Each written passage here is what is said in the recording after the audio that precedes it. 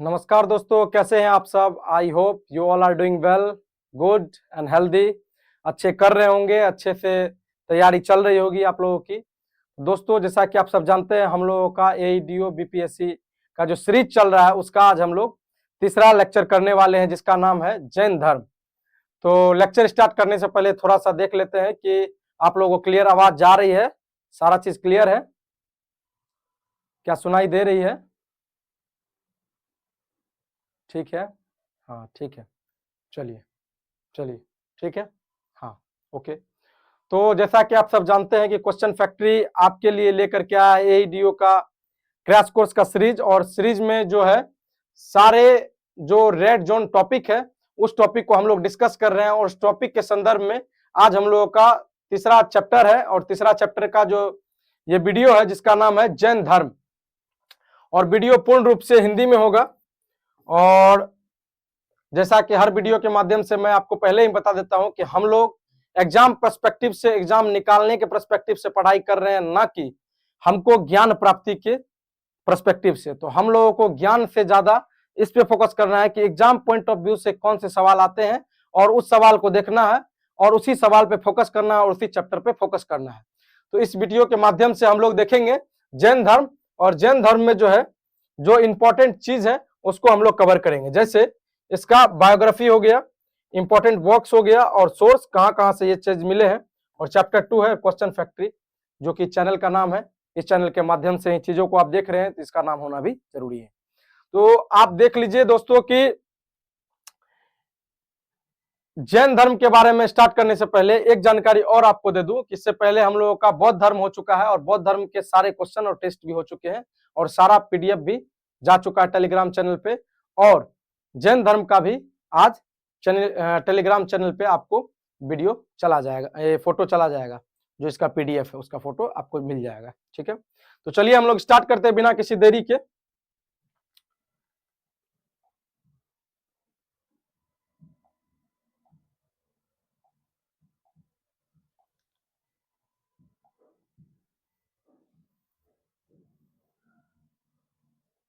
चलिए, क्लियर दिख रहा है? ठीक है दोस्तों। तो सबसे पहले हम लोग देखते हैं कि सबसे पहले जो जैन धर्म के संस्थापक थे उनका नाम था ऋषभदेव। ऋषभदेव जो थे जैन धर्म के संस्थापक थे, और ऋषभदेव ने पहली बार जैन धर्म की स्थापना की। ऋषभदेव, अब मैं आपको इसीलिए बता रहा हूं, ये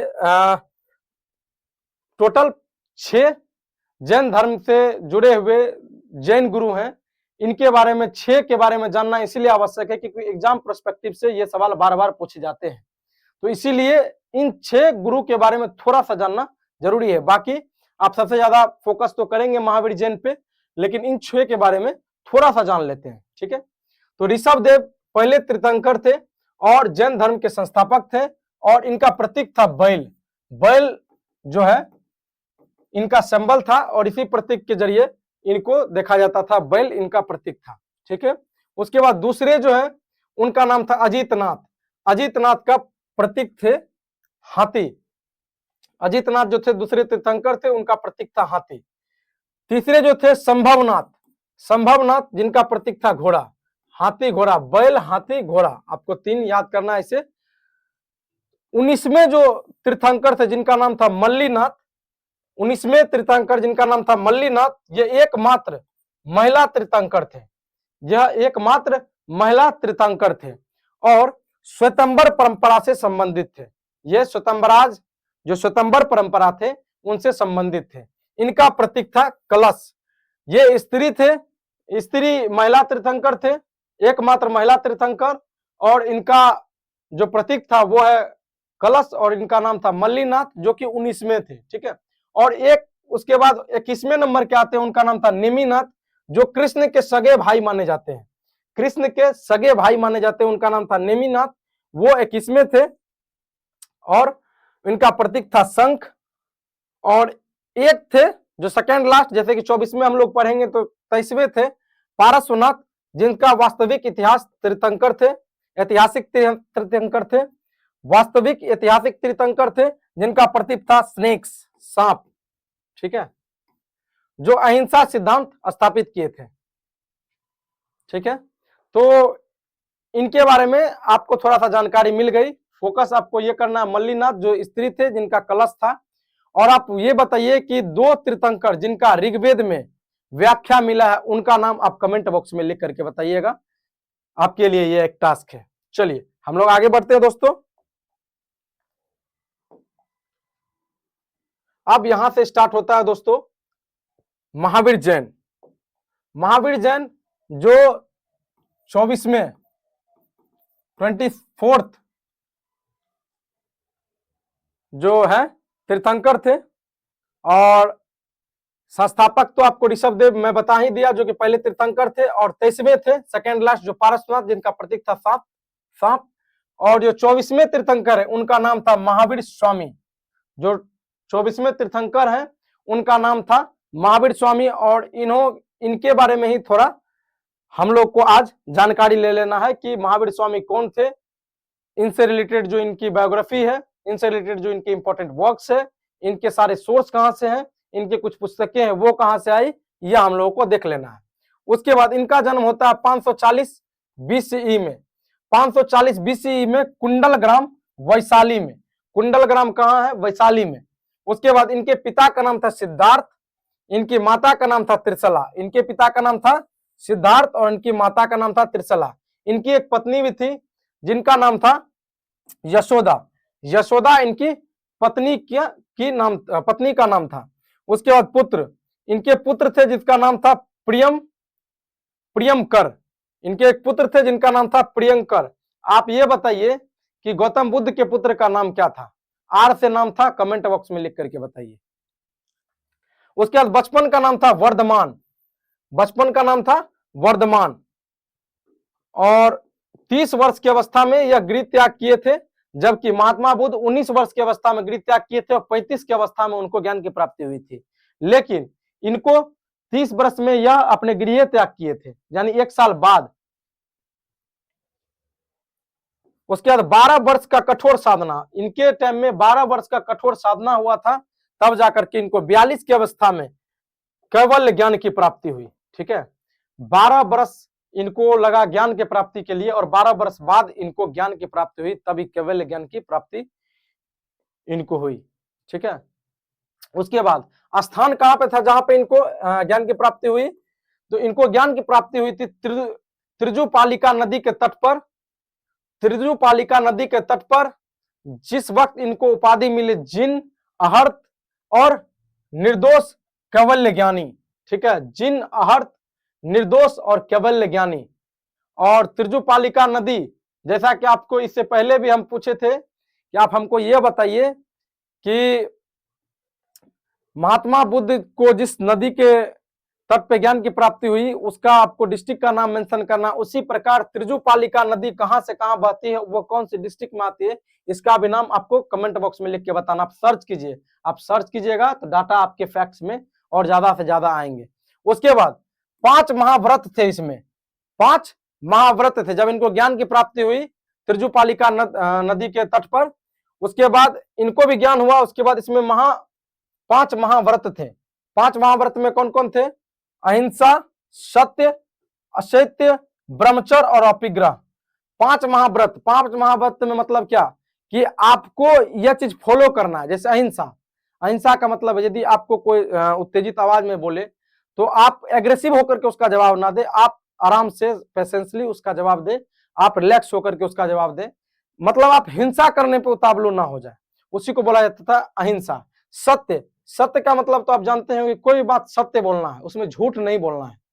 उसके बाद असत्य, उसके बाद ब्रह्मचर्य। ब्रह्मचर्य वही आप जान रहे होंगे जो अनमैरिड है उनको ब्रह्मचर्य रहना होगा, उनको साधना करना होगा, अपनी इंद्रियों पे वश में रखना होगा। उसके बाद अपिग्रह। उसी प्रकार 5 से इनका महाव्रत था जिनको फॉलो करना है। जो भी इनको फॉलो करते हैं जैनिज्म को, इसमें इनको फॉलो करना होगा, तब वो जैन धर्म के फॉलोअर्स कहलाएंगे। ठीक है, चलिए आगे बढ़ते हैं। सारा पीडीएफ दे दिया जाएगा दोस्तों। उसके बाद त्रिरत्न थे, इसमें भी कुल त्रिरत्न थे। वो त्रिरत्न थे सम्यक दर्शन, सम्यक ज्ञान और सम्यक चरित्र। सम्यक दर्शन, सम्यक ज्ञान और सम्यक चरित्र। इसमें भी दर्शन, ज्ञान और चरित्र पे फोकस है। जैसे ही इनको ज्ञान की प्राप्ति हुई थी, या जो है सबसे पहले जो अपना उपदेश दिए थे वो दिए थे विपुल चेल पहाड़ी पर। विपुल चेल पहाड़ी, विपुल चेल हिल्स के बारे में आप जानते होंगे, आप सर्च कीजिएगा, राजगिरी में है या विपुल चेल हिल, वहीं पे यह पहला अपना उपदेश दिए थे, राजगिरी में, नालंदा में। ठीक है, और इनका निर्वाण हुआ था 72 वर्ष की आयु में, इनका निर्वाण हो गया था, यानी मर गए थे। और पावापुरी जो कि बिहार शरीफ में है, इनको वहां पे निर्वाण किया गया। ऋग्वेद में देखिए, आपसे मैं सवाल पूछा ही था, लेकिन यहाँ पे इस पीडीएफ में इसका आंसर भी मेंशन है। ऋग्वेद में 2 का उल्लेख है, जिसका नाम है ऋषभ देव और अष्टनोमी। अष्टनोमी वही 19th वाले अष्टनोमी नहीं, वो 19th वाले थे मल्लीनाथ, जिनका कलश था, ये अष्टनोमी है, जिनको नेमीनाथ भी बोला जाता है। ठीक है, इन दोनों का जिक्र जो है ऋग्वेद में किया जाता है। तो सवाल बनता है कि ऋग्वेद में किसका जिक्र किया जाता है? तो ऋग्वेद में ऋषभ देव और अष्टनोमी का जिक्र किया गया है। चलिए, अब जैसे बुद्ध का काउंसिल हुआ था, उसी प्रकार सेम टू सेम जैन का भी यहाँ पे काउंसिल हुआ है।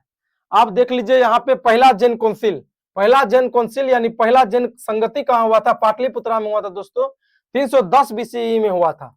310 बीसीई में पाटलिपुत्रा में आपको पहला जैन काउंसिल हुआ था। इसके प्रेसिडेंट थे स्थूलभद्र, और जो उस समय के इंपरर थे, जो उस समय के शासक थे, वो थे चंद्रगुप्त मौर्य। तो जैसे बौद्ध संगति में चौथे संगति में डिवीजन हुआ था बौद्ध का, और 2 भाग में डिवाइड हो गया था, हीनयान और महायान, उसी प्रकार इसमें पहले ही काउंसिल में डिवीजन हो गया था स्थूलभद्र के टाइम पे, जिसको बोला गया श्वेतंबराज और दिगंबराज। श्वेतंबराज जो थे श्वेत कपड़ा यानी सादा कपड़ा पहनते थे, और दिगंबराज जो थे नंगे बदन घुमा करते थे। ठीक है, इसमें डिवीजन हुआ था।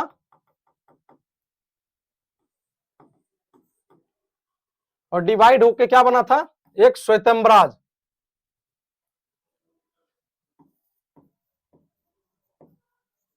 श्वेतंबर, और एक दिगंबर। ठीक है, श्वेतंबराज और दिगंबराज।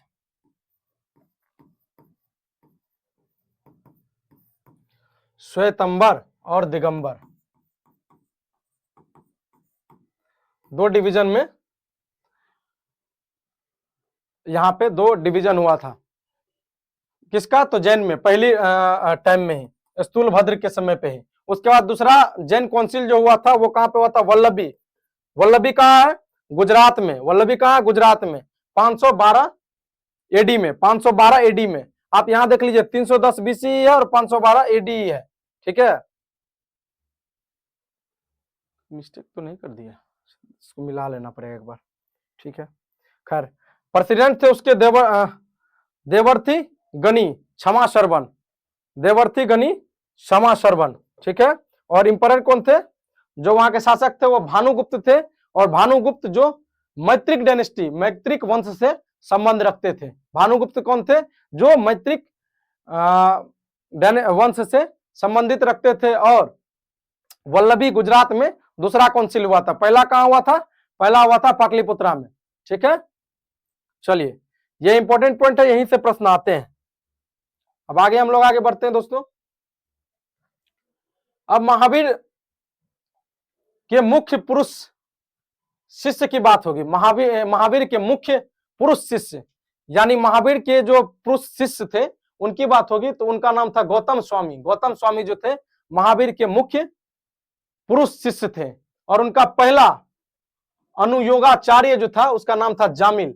जामिल जो था दामाद था। जामिल जो था किसका दामाद था? वो महावीर जैन का दामाद था जामिल। ठीक है, इसकी पहली अनुयायी जो थी, इसकी पहली अनुयायी कौन थी? चंदना थी। चंदना इनकी पहली अनुयायी थी।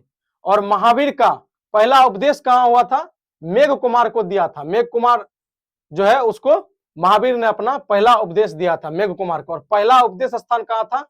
जैसा कि हम लोग पहले देख चुके हैं कि विपुल चल हिल पे, जो कि राजगीर में स्थित है। उसके बाद जैन के कुछ किताब है, जैसे आचरांग सूत्र, कल्प सूत्र, तत्वार्थ सूत्र, समय सार, नंदी सूत्र और उपासक दशांग।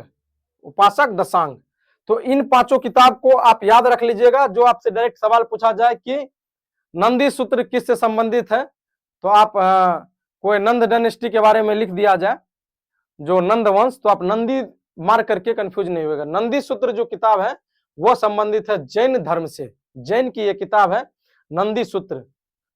उसके बाद भगवती सूत्र का भी आप नाम सुने होंगे, कल्प सूत्र का भी नाम सुने होंगे, लेकिन भगवती सूत्र किसका किताब है यह आपको कमेंट बॉक्स में बताना है। यहाँ पे कल्प सूत्र जो है जैन का कुछ प्रमुख किताब है। चलिए अब हम लोग आगे देखते हैं।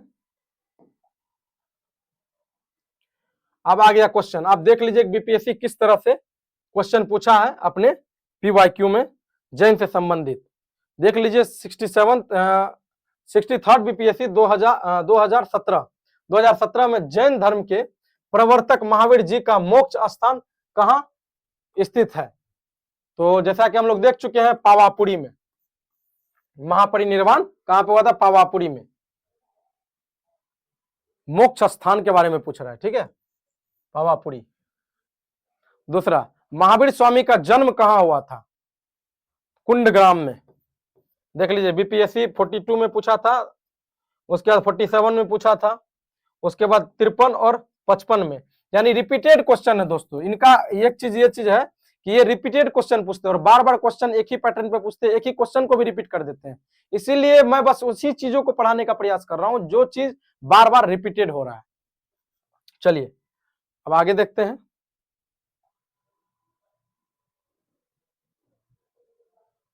अगला क्वेश्चन देखिए,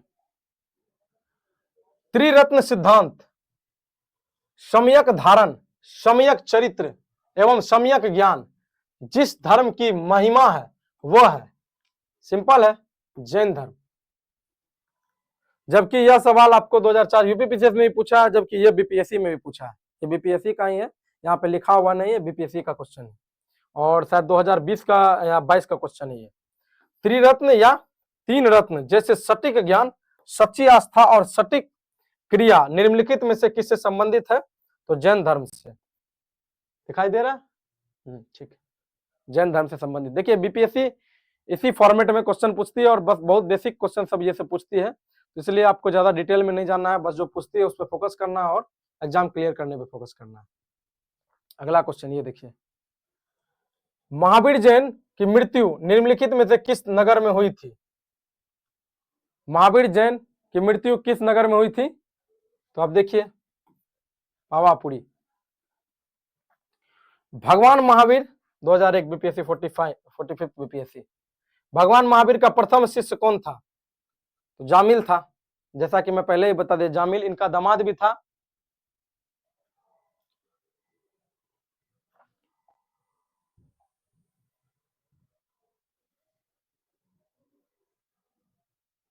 खत्म हो गया दोस्तों।